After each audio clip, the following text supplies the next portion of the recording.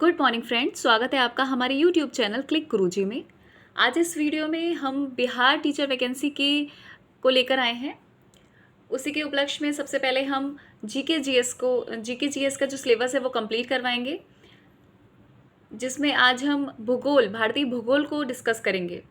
अपने चैनल के माध्यम से हम जितना भी सिलेबस है बिहार वैकेंसी का, वो टीचिंग वैकेंसी का, उसको कंप्लीट कराएंगे अपने नोट्स के साथ। एकदम चुनिंदा नोट्स हैं।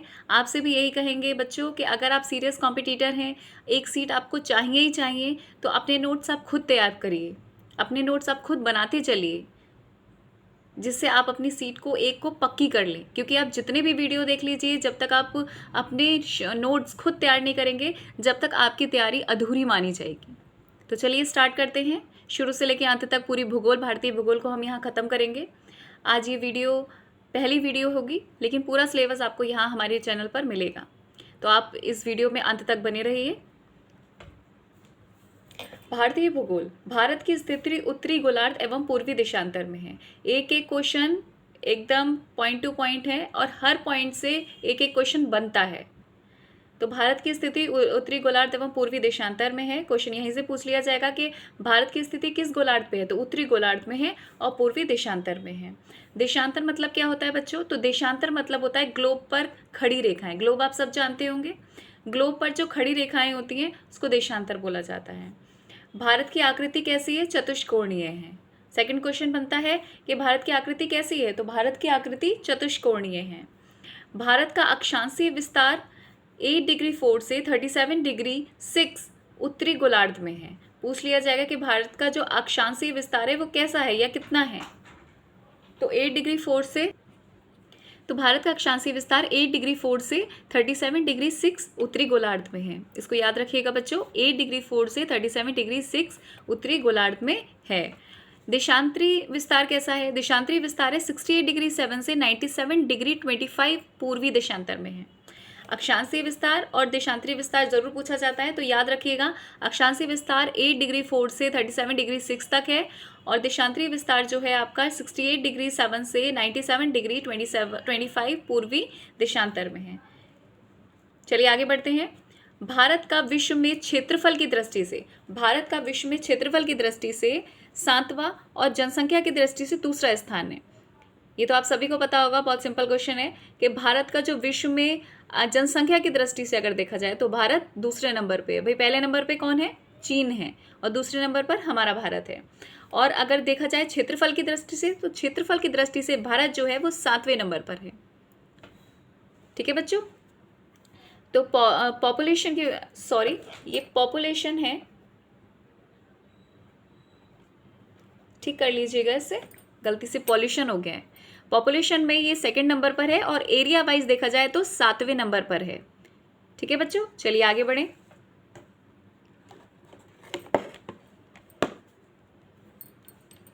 अब देखिए, कुछ ऐसे हैं, हम सबको नहीं याद कर सकते कि कौन सा किस नंबर पर है, लेकिन कुछ ऐसे हैं 7 8 तक जो पूछ लिए जाते हैं। भाई बताइए पहले नंबर पे कौन सा है, सेकंड नंबर पे कौन सा है, थर्ड नंबर पे कौन सा है, तो इसको आपको पता होना चाहिए।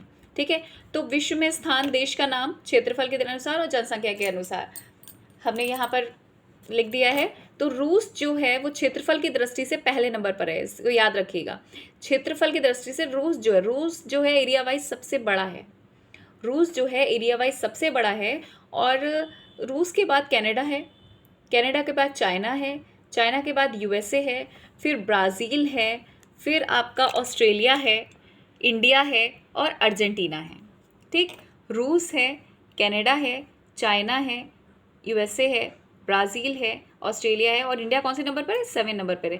तो आपको सारा याद करने की ज़रूरत नहीं है, बस इसको याद रखिएगा, पहले नंबर पर रूस है और आपका जो इंडिया है वो 7 नंबर पर है। क्वेश्चन यहाँ से पूछ लिया जाएगा। अच्छा, अब देख लीजिए जनसंख्या की दृष्टि से, तो जनसंख्या की दृष्टि से तो आपको पता है कि चीन जो है वो आपका पहले नंबर पर है। ठीक है, और इंडिया जो है हमारा वो 2nd नंबर पर है, यूएसए 3rd पर है, इंडोनेशिया 4th पर है, ब्राज़ील 5th पर है, पाकिस्तान 6th पर है, नाइजीरिया 7th पर है और बांग्लादेश 8th पर है। तो इसे याद रखिएगा बच्चों। चलिए आगे बढ़ते हैं। अच्छा, भारत का कुल क्षेत्रफल देखिए, भारत का कुल क्षेत्रफल है 32,87,263 वर्ग किलोमीटर। भारत का जो कुल क्षेत्रफल है वो है 32,87,263 वर्ग किलोमीटर। कभी कभी ये पूरा पूछ लिया जाएगा और कभी कभी 32.8 ऐसे भी पूछ लिया जाएगा। तो आप याद रखिएगा कि भारत का कुल क्षेत्रफल जो है वो 32,87,263 वर्ग किलोमीटर है और 32.8 जो कि विश्व के कुल क्षेत्रफल का 2.42% है। अगर पूछा जाए कि वैसे तो आपको पता है कि वर्ग किलोमीटर कितना है कितना नहीं है, इसमें बता दिया मैंने। और ये भी है कि जो क्षेत्रफल की दृष्टि से जो हमारा देश है वो 7वें नंबर पर है। लेकिन अब ये पूछा जाए कि पूरे विश्व में बताइए कि कुल क्षेत्रफल का कितना % भारत में का हिस्सा है, तो भारत का हिस्सा सिर्फ 2.42% है। भारत का हिस्सा सिर्फ 2.42% है। इस चीज़ को याद रखिएगा बच्चों, ठीक है। चलिए आगे बढ़ते हैं। भारत में विश्व की कुल जनसंख्या, अब कुल जनसंख्या आपको पता है कि सेकंड नंबर पर है हमारे जनसंख्या में, लेकिन कुल जनसंख्या कितनी है? जैसे कुल क्षेत्रफल 2.42% है, इसी तरह से जो कुल जनसंख्या है वो 17.5% है। इसको याद रखना। भारत में विश्व की कुल जनसंख्या का 17.5% हिस्सा निवास करता है। बार बार बोल रही हूँ, 17.5% याद रखिएगा और क्षेत्रफल की दृष्टि से 2.42% याद रखना। उत्तर से दक्षिण विस्तार जो है, उत्तर से दक्षिण विस्तार जो है वो 3214 किलोमीटर है और पूर्व से पश्चिम विस्तार जो है वो 2933 है। अब देखिए क्या क्या है ये 2933 और 321। देखिए ये आपका भारत का जो हमारा मैप है वो है, इंडिया का मैप है ये। तो जो आपका पूर्व से पश्चिम 2933 किलोमीटर, यहाँ से यहाँ तक 2933 किलोमीटर है। और जो आपका उत्तर से दक्षिण वो आपका 3214 किलोमीटर है।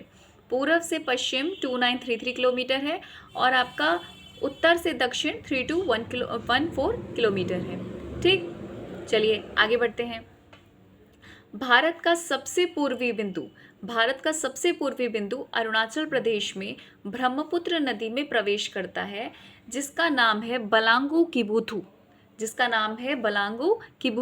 अब देखिए पूर्वी जो है लेयर वो आपकी ये है, ठीक है ना। जो भारत का सबसे पूर्वी बिंदु है वो आपका ये है, ठीक है। यहाँ पर कौन सा प्रदेश है भारत का? तो यहाँ पर अरुणाचल प्रदेश है। सबसे पहले ये भी एक क्वेश्चन और बनता है कि बताइए कि सबसे पहले जो सूरज है वो कहाँ निकलता है भारत के अंदर? तो अरुणाचल प्रदेश में ही निकलता है, ठीक है ना। याद रखिएगा, क्योंकि सबसे पहले भाई पूर्व दिशा में ही तो सूरज निकलता है। तो अगर भारत में देखा जाए तो सबसे पहले सूरज निकलता है अरुणाचल प्रदेश में, और यही वो पॉइंट है। तो भारत में सबसे पूर्वी बिंदु जो है वो अरुणाचल प्रदेश में है और अरुणाचल प्रदेश में ब्रह्मपुत्र नदी प्रवेश करती है। इस चीज़ को याद रखिएगा, भारत में ब्रह्मपुत्र नदी प्रवेश करती है। और जो ये पूर्वी बिंदु है ना, पूर्वी बिंदु, अब ये तो पता चल गया कि पूर्वी बिंदु अरुणाचल प्रदेश में है, लेकिन इसका नाम है, तो इसका नाम है बलांगू किबुथु। इसका नाम है बलांगू किबुथु, इसको याद रखिएगा। चलिए आगे बढ़ते हैं। अच्छा, सबसे पश्चिमी बिंदु कौन सा है? तो देखिए सबसे पूर्वी बिंदु तो आपने यहाँ बता दिया कि अरुणाचल प्रदेश में है। सबसे पूर्वी बिंदु ये आपका अरुणाचल प्रदेश में है। तो जब सबसे पूर्वी बिंदु यहाँ है तो सबसे पश्चिमी बिंदु यहाँ पर होगा ना। सबसे पूर्वी बिंदु जब यहाँ पर है तो सबसे पश्चिमी बिंदु यहाँ होगा भाई, पूर्व पश्चिम। तो सबसे पूर्वी बिंदु तो अरुणाचल प्रदेश में बलांगू किबुथु है और सबसे पश्चिमी बिंदु जो है वो गुजरात में है। क्योंकि आप देख लीजिए, जिसको मैप पता होगा तो उसको पता होगा कि यहाँ पर कौन सा प्रदेश आता है। तो यहाँ पर गुजरात आता है, यहाँ पर गुजरात आता है। तो गुजरात में सबसे पश्चिमी बिंदु है, ठीक है। अब उस पश्चिमी बिंदु का नाम जान लीजिए तो क्या है? तो सबसे पश्चिमी बिंदु गुजरात में सक्रिय कच्छ जिले में है। भाई कच्छ जिला है एक गुजरात के अंदर, और जिस कच्छ जिले में ही सबसे पश्चिमी बिंदु है, नाम है गौरा मौता। इसको याद रखिएगा, कभी कभी नाम भी पूछ लिया जाता है और कभी कभी जगह जिला भी पूछ लिया जाता है कि कौन से प्रदेश में कौन से जिले में है। तो सबसे जो पश्चिमी बिंदु है वो गुजरात में है, कच्छ जिले में है और नाम है गौरा मौता। और सबसे पूर्वी बिंदु की बात करी जाए तो अरुणाचल प्रदेश में है, नाम है बलांगू किबुथु। इसको याद रखिएगा बच्चों। चलिए आगे बढ़ते हैं। सबसे उत्तरी बिंदु कौन सा है? सबसे उत्तरी बिंदु है इंद्राकौल जो कि केंद्र शासित प्रदेश लेह में स्थित है।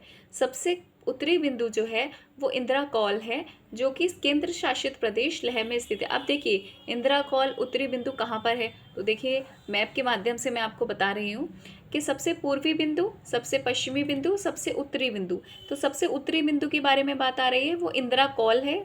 इसको ही कहा गया है इंदिरा कौल, IC जो लिखा हुआ है इंदिरा कौल, इंदिरा कौल है ये, ठीक है। और ये आपका पूर्वी बिंदु है, ये आपका पश्चिमी। अब पूर्वी बिंदु कौन सा है, तो अरुणाचल प्रदेश में है बलांगू किबुथु। जो पश्चिमी बिंदु है वो गुजरात में है गौरा मोता। और आपका उत्तरी बिंदु है इंदिरा कौल, जो कि लेह में स्थित है, जो कि लेह में स्थित है। और लेह जो है आपका केंद्र शासित प्रदेश है ना। चलिए आगे बढ़ते हैं। अब सबसे आपने देख लिया पश्चिम, देख लिया पूर्वी बिंदु, देख लिया उत्तरी बिंदु, देख लिया। अब दक्षिणी बिंदु के बारे में बात करते हैं। तो सबसे दक्षिणतम बिंदु, सबसे दक्षिणतम बिंदु जो है वो इंदिरा पॉइंट है। सबसे दक्षिणतम बिंदु इंदिरा पॉइंट है। इंदिरा पॉइंट को पहले पिग्मेलियन पॉइंट कहा जाता था। इंदिरा पॉइंट है और इंदिरा पॉइंट को सबसे पहले पिग्मेलियन पॉइंट या पार्सन्स पॉइंट के नाम से भी जाना जाता है, ठीक है। सबसे दक्षिणतम बिंदु इंदिरा पॉइंट, इंदिरा पॉइंट है। इंदिरा पॉइंट को पहले पिग्मेलियन पॉइंट या पार्सन्स पॉइंट के नाम से जाना जाता था। इंदिरा पॉइंट निकोबार द्वीप समूह से में स्थित है। निकोबार द्वीप समूह में स्थित है क्या, इंदिरा पॉइंट। इसकी भूमध्य रेखा से दूरी 876 किलोमीटर है। देखिए एक एक पॉइंट बच्चों बहुत इंपॉर्टेंट है, ये भी पूछ लिया जाता है कि बताइए इसकी भूमध्य रेखा से दूरी कितनी है, तो 876 किलोमीटर है। कितनी, 876 किलोमीटर है, इसको याद रखिएगा। अब देखिए चारों पॉइंट हमने बता दिए। जो हमारा मैप है उत्तर दक्षिण पूर्व पश्चिम, तो उत्तर जो उत्तरी जो है आपका भारत के अंदर वो आपका लेह में है, इंदिरा कौल के नाम से जाना जाता है। ये दक्षिणतम बिंदु जो है इंदिरा पॉइंट के नाम से जाना जाता है। इसी को ही पिग्मेलियन पॉइंट और पार्सन्स पॉइंट भी कहा जाता है, ठीक है। ये कहाँ पर है, ये आपका निकोबार द्वीप में है। ये आपका निकोबार द्वीप में पूछ लिया जाएगा भाई कौन से द्वीप में है, कहाँ पर है, तो निकोबार द्वीप में है। ये पूर्वी बिंदु अरुणाचल प्रदेश में है। उत्तरी बिंदु आपका उत्तरी बिंदु आपका लेह में है और पश्चिमी बिंदु आपका गुजरात में है। तो चारों बता दिए आपको। पूर्व से पश्चिम का विस्तार इनका कितना है, 2933, और उत्तर से दक्षिण का विस्तार इनका 3214 है। तो याद रखिए एक एक पॉइंट को, बहुत इंपॉर्टेंट है, एक एक पॉइंट बहुत इंपॉर्टेंट है। चलिए अब आगे एक चीज़ देख लीजिए, मैप के द्वारा ये भी बता रहे हैं हम आपको। तो ये मैप देखिए उल्टा सीधा है, हंसीएगा मत। देखिए उत्तरी बिंदु इंदिरा कौल है, ठीक है, जो कि जम्मू कश्मीर में है। इसको याद रखना, लेह कहाँ पर है, जम्मू कश्मीर में है। ये आपका इंदिरा पॉइंट है, इंदिरा पॉइंट है ये आपका लास्ट में, जो आपका दक्षिण में है, जो आपका दक्षिण में है।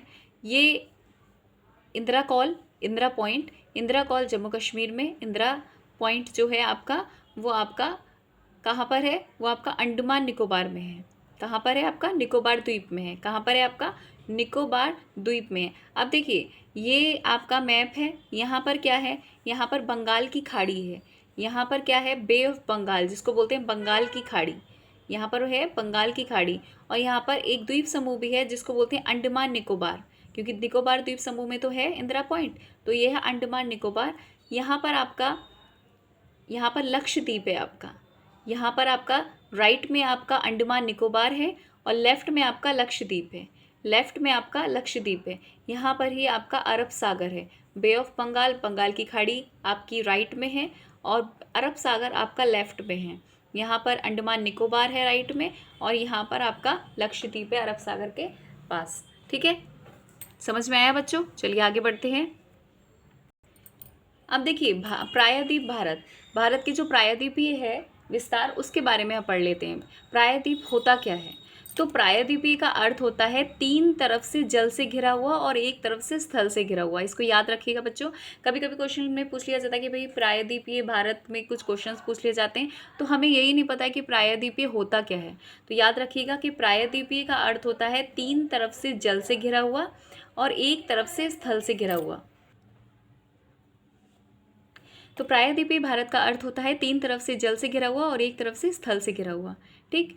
प्रायद्वीपीय भारत का सबसे दक्षिणतम बिंदु जो है वो तमिलनाडु के केप कोमोरिन में है। प्रायद्वीपीय भारत का सबसे दक्षिणतम बिंदु जो है वो तमिलनाडु के केप कोमोरिन में है। कन्याकुमारी में स्थित है। केप कोमोरिन जो है कन्याकुमारी में स्थित है। इसको याद रखिएगा कि प्रायद्वीपीय भारत का सबसे दक्षिणतम बिंदु जो है वो तमिलनाडु में है, इस चीज़ को याद रखना, और केप कोमोरिन के नाम से है, कन्याकुमारी में स्थित है। ठीक, तो जो प्रदेश है वो स्टेट है वो तमिलनाडु में है, तमिलनाडु में ही जगह है आपकी कन्याकुमारी, और जो उसका दक्षिणतम बिंदु का जो भाग का जो नाम है केप कोमोरिन, जैसे अभी आपका पूर्वी बिंदु का नाम था, पश्चिमी बिंदु का नाम था, इसी तरह से तमिलनाडु में जो आपका दक्षिणतम भाग है वो आपका केप कोमोरिन है, जो कि तमिलनाडु में है, कन्याकुमारी में स्थित है। ठीक है बच्चों, चलिए आगे बढ़ते हैं। भारत की जो स्थल सीमा है, भारत की जो स्थल सीमा है मतलब अर्थात जो भूमि दूसरे देशों के साथ लगी हुई है, भारत की जो स्थल सीमा है अर्थात जो भूमि दूसरे देशों के साथ लगी हुई है, उसकी लंबाई है 15,200 किलोमीटर, उसकी लंबाई है 15,200 किलोमीटर।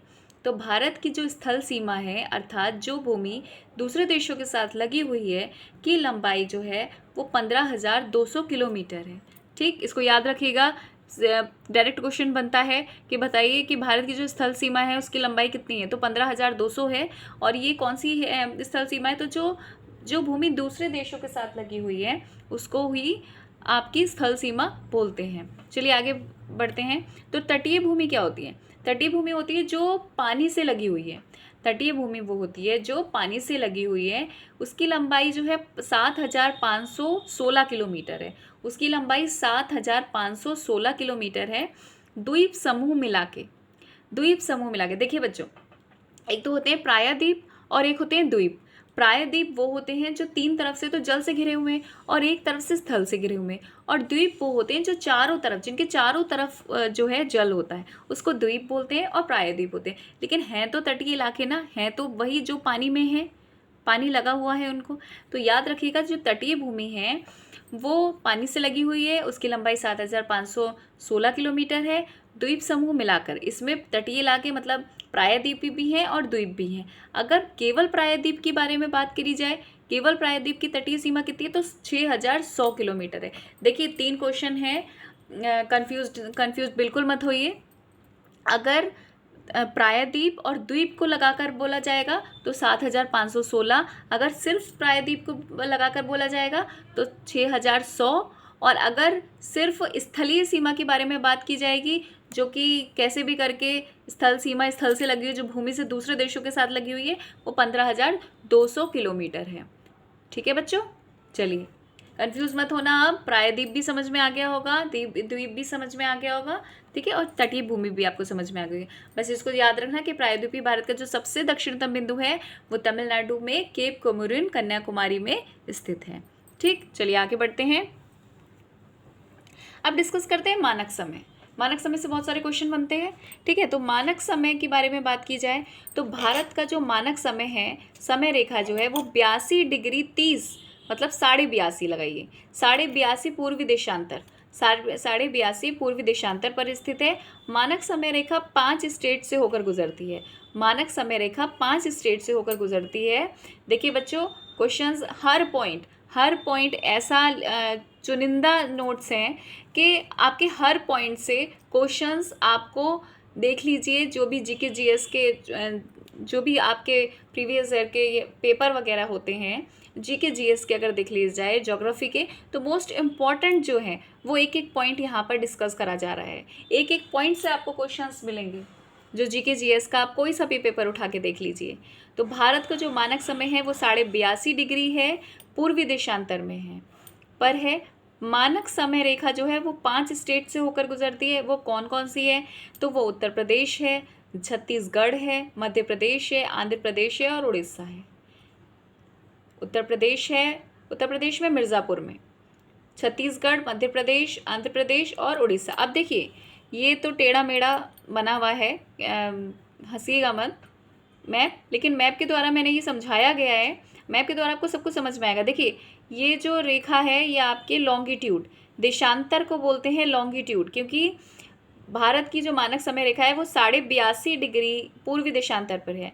तो लॉन्गिट्यूड देखिए यहाँ से ये जा रही है, ठीक है, यहाँ से ये कट रही है, तो यहाँ पर जितने भी प्रदेश आ रहे हैं, जितने भी स्टेट आ रहे हैं, वो यहाँ से छूकर निकलेगी। तो कौन कौन से स्टेट आने, देखिए सबसे पहले तो यहाँ यूपी है, जिस बच्चे को जिनको मैप में पता होगा कौन सा कहाँ स्टेट है, उनको यहाँ आसानी होगी। ये यूपी है, फिर छत्तीसगढ़ है, एमपी है, आंध्र प्रदेश है, उड़ीसा है, ये ऐसे ही जा रही है। ठीक है। मानक समय रेखा, मानक समय रेखा कितनी है, तो 82.82 डिग्री पूर्वी देशांतर पर है। इस चीज़ को याद रखिएगा। एक चीज़ देख लीजिए, जितनी भी जो खड़ी रेखाएं होती हैं ग्लोब पर, वो देशांतर कहलाती हैं, और जितनी भी पड़ी रेखाएं होती हैं वो लैटिट्यूड्स, लॉन्गिट्यूड्स, लैटिट्यूड्स कहलाती हैं। ठीक, समझ आया बच्चों। मानक समय रेखा एक बार फिर बता देते हैं कि भारत का जो मानक समय रेखा है वो 82.82 डिग्री पूर्वी देशांतर में है, लॉन्गिट्यूड में। मानक समय रेखा 5 स्टेट से होकर गुजरती है। वो 5 स्टेट कौन कौन से हैं, तो उत्तर प्रदेश है, उत्तर प्रदेश में मिर्ज़ापुर में है, छत्तीसगढ़ में है, मध्य प्रदेश में है, आंध्र प्रदेश में है और उड़ीसा में है। ठीक, समझ में आया। जितनी भी जो खड़ी रेखाएं होती हैं उनको देशांतर बोला जाता है, और जितनी भी पड़ी रेखाएं होती हैं उनको अक्षांश बोला जाता है। चलिए आगे बढ़ते हैं। तो मानक समय रेखा जिसको बोलते हैं स्टैंडर्ड टाइम, मानक समय रेखा जिसको बोलते हैं स्टैंडर्ड टाइम और ग्रीनविच समय के बीच 5.5 घंटे का अंतर होता है। भारतीय मानक समय और ग्रीनविच टाइम समय के बीच जो अंतर होता है वो 5.5 घंटे का अंतर होता है। याद रखिएगा, क्वेश्चन यहीं से पूछ लिया जाएगा कि भैया बताइए भारतीय मानक समय और ग्रीनविच समय के बीच में कितने घंटे का अंतर होता है, तो 5.5 घंटे का अंतर होता है। ठीक है। और भारतीय समय जो है वो ग्रीनविच समय से आगे चलता है। अब अंतर तो है भाई, एक पीछे चल रहा है, एक आगे चल रहा है। अब कौन सा आगे चल रहा है, तो भारतीय समय जो है वो ग्रीनविच समय से आगे चलता है। क्लियर। तो भारत का समय 5.5 घंटे आगे है, किससे, ग्रीनविच टाइम से। ठीक है। चलिए आगे बढ़ते हैं। अब कर्क रेखा को डिस्कस करते हैं। कर्क रेखा से बहुत क्वेश्चंस आते हैं।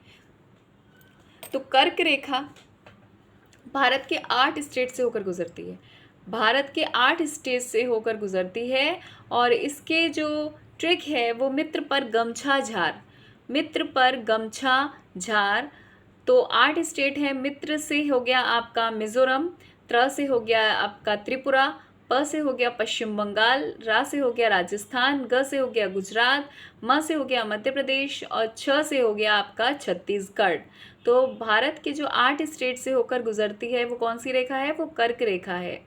ट्रिक है मित्र पर गमछा झार। म से मिजोरम, त्र से त्रिपुरा, प से पश्चिम बंगाल, रा से राजस्थान, ग से गुजरात, म से मध्य प्रदेश और छ से छत्तीसगढ़। चलिए एक बार आप मैप के माध्यम से भी देख लीजिए, ईजिली आसानी हो रही है।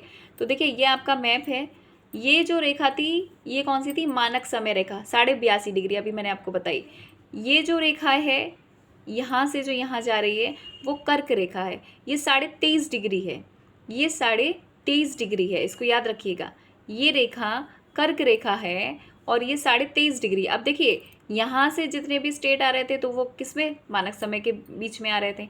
अब ये जो यहाँ से यहाँ तक जा रही है तो जितने भी स्टेट आ रहे हैं वो सब इससे गुजर रहे हैं। ठीक है ना। ये जो रेखा है वो उन स्टेट से होकर गुजर रही है जो यहाँ से लेके यहाँ तक आ रहे हैं। तो सबसे पहले गुजरात आ रहा है, राजस्थान आ रहा है, मध्य प्रदेश आ रहा है, छत्तीसगढ़ आ रहा है, झारखंड आ रहा है, वेस्ट बंगाल आ रहा है, त्रिपुरा आ रहा है और मिजोरम आ रहा है।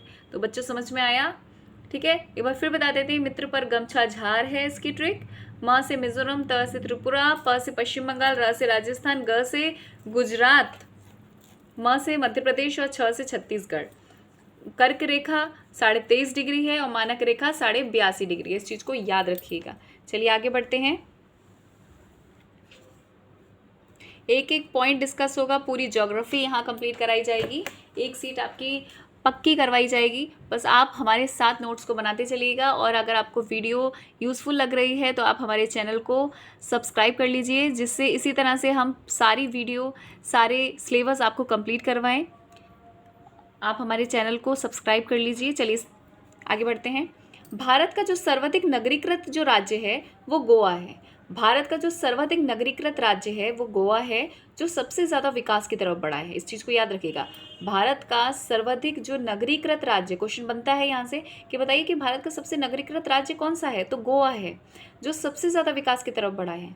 ठीक। और भारत का सबसे कम नगरीकृत राज्य कौन सा है? तो भारत का सबसे कम नगरीकृत राज्य जो है वो हिमाचल प्रदेश है। भारत का सबसे कम नगरीकृत राज्य जो है वो हिमाचल प्रदेश में है। और हिमाचल प्रदेश में ही आपको धर्मशाला स्टेडियम मिलेगा, है ना। मैच वैच देखते होंगे आप लोग क्रिकेट, तो वहाँ पर धर्मशाला स्टेडियम है, बहुत फेमस स्टेडियम है। तो भारत का सबसे सर्वाधिक नगरीकृत राज्य गोवा में है, जो सबसे ज़्यादा विकास की तरफ बढ़ा है। और भारत का सबसे कम नगरीकृत राज्य जो है वो आपका हिमाचल प्रदेश है। ठीक, चलिए आगे बढ़ते हैं। भारत का मध्य प्रदेश सबसे अधिक वन वाला राज्य है। अगर पूछा जाएगा कि सबसे अधिक, भारत में सबसे अधिक वन वाला राज्य कौन सा है, सबसे अधिक वन मतलब जंगल कहाँ पर है, तो मध्य प्रदेश में है। और सबसे स्वच्छ शहर भी वहीं पर है, इंदौर में। अगर भारत का सबसे स्वच्छ शहर के बारे में बात करी जाए तो इंदौर है, मध्य प्रदेश में ही है इंदौर। भारत का जो हरियाणा है सबसे कम वन वाला राज्य है। सबसे कम वन जो मिलेंगे आपको वो हरियाणा में मिलेंगे, और सबसे ज़्यादा वन मिलेंगे आपको मध्य प्रदेश में। ठीक है, एक एक पॉइंट बहुत इंपॉर्टेंट है बच्चों, नोट करते चलिए, बार बार आपसे बोल रहे हैं। ठीक है, भारत का जो मासिन राम है, मासिन राम कहाँ पर है, मेघालय में। भारत का जो मासिन राम है, राम है मेघालय में, मेघालय के स्टेट का नाम है। मेघालय में सबसे अधिक वर्षा होती है। अगर पूछ लिया जाए कि भारत में सबसे ज़्यादा वर्षा वाला राज्य कौन सा है, मतलब सबसे ज़्यादा वर्षा कहाँ पर होती है, तो मेघालय में होती है, मासिन राम में। वैसे भारत में ही नहीं, देखा जाए तो पूरे विश्व में अगर सबसे ज़्यादा वर्षा होती है ना, तो वो मेघालय में ही होती है। इस चीज़ को याद रखिएगा, भारत में भी सबसे ज़्यादा वर्षा मेघालय में ही होती है, और विश्व में भी सबसे ज़्यादा जो वर्षा होती है वो मेघालय में होती है। मेघालय की कहाँ पर होती है, मासिन राम में होती है। पहले चेरापूंजी में होती थी, अब मासिन राम में होती है। ठीक है, कितनी होती है, तो 200 सेंटीमीटर से भी ज़्यादा। तो समझिए कितनी होती है, समझिए कि 200 सेंटीमीटर से भी ज़्यादा हो रही है, तो इसका मतलब कितनी ज़्यादा वर्षा हो रही है वहाँ पर। लेकिन फिर भी एक पॉइंट को याद रखिएगा, जब इतनी वर्षा होती है उसके बाद भी वहाँ पानी की किल्लत है, वहाँ पानी पीने की किल्लत है, जो पीने का पानी है उसकी वहाँ पर किल्लत है। ठीक है, तो याद रखिएगा सबसे ज़्यादा वर्षा कहाँ पर होती है, मेघालय में होती है। ठीक है, और भारत में केंद्र शासित प्रदेश जो है लेह, वहाँ सबसे कम वर्षा होती है, इसको याद रखिएगा। सबसे ज़्यादा वर्षा मेघालय मासिन राम में होती है, और सबसे कम वर्षा के बारे में भी बात की जाए तो लेह में होती है। लेह में केंद्र शासित प्रदेश है, इसको याद रखिएगा। सबसे कम वर्षा होती है, कहाँ कितनी होती है, तो 15 सेंटीमीटर से 40 सेंटीमीटर के बीच में होती है, मतलब बहुत ज़्यादा कम होती है वर्षा। ठीक है, तो दोनों पॉइंट को याद रखिएगा, सबसे ज़्यादा कहाँ होती है और सबसे कम कहाँ होती है। ठीक है बच्चों, चलिए आगे बढ़ते हैं। अरावली पर्वत जो है सबसे प्राचीन पर्वत श्रृंखला है। पूछा जाता है कि बताइए सब भारत का सबसे प्राचीन पर्वत कौन सा है, तो भारत का सबसे प्राचीन पर्वत जो है वो अरावली है। अच्छा, हिमालय पर्वत जो है सबसे नवीनतम पर्वत है। अगर सबसे नवीनतम, भारत का सबसे नवीनतम पर्वत के बारे में बात की जाए तो आपका हिमालय है, और अरावली जो है वो सबसे प्राचीनतम पर्वत है। ठीक है, तो बच्चों समझ में आया आपको कि सबसे ज़्यादा वन कहाँ पर है, मध्य प्रदेश में है। सबसे कम वन आपके हरियाणा में है। सबसे ज़्यादा वर्षा आपकी मासिन राम मेघालय में पड़ती है, और सबसे ज़्यादा कम वर्षा आपकी लेह में होती है। सबसे नया पर्वत सबसे प्राचीनतम पर्वत अरावली में है, और सबसे नवीनतम पर्वत आपका हिमालय में है।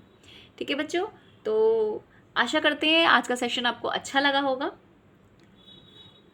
इसी तरह से नेक्स्ट वीडियो में हम और भारत की अंतर्राष्ट्रीय सीमाएं या और भी बहुत सारे टॉपिक्स को लेकर आएंगे। आप वीडियो में आप स्क्रीनशॉट ले लीजिए, या फिर जो नोट्स है वो आप बनाते चलिए, आपको आसानी होगी। खुद ये नोट्स आप जब पढ़ेंगे लिखेंगे तो आपको खुद में अच्छा लगेगा। एक एक नोट्स, एक एक पॉइंट बहुत ही इम्पॉर्टेंट है। हम इसी तरह से हम पूरा जो सिलेबस है, पूरी ज्योग्राफी है, वो आपको कंप्लीट करके देंगे। अगर वीडियो आपको अच्छी लगी हो, यूज़फुल रही हो आपके लिए, तो हमारे चैनल को आप सब्सक्राइब कर लीजिए, जिससे इसी तरह से हम यूज़फुल वीडियो आपके लिए लाते रहें। और वीडियो को अपने फ्रेंड लिस्ट में आप शेयर कर लीजिएगा, लाइक कर दीजिए वीडियो को, जिससे एक मोटिवेशन मिलता है हमें इसी सब से। तो चलिए, तब तक के लिए थैंक यू, धन्यवाद।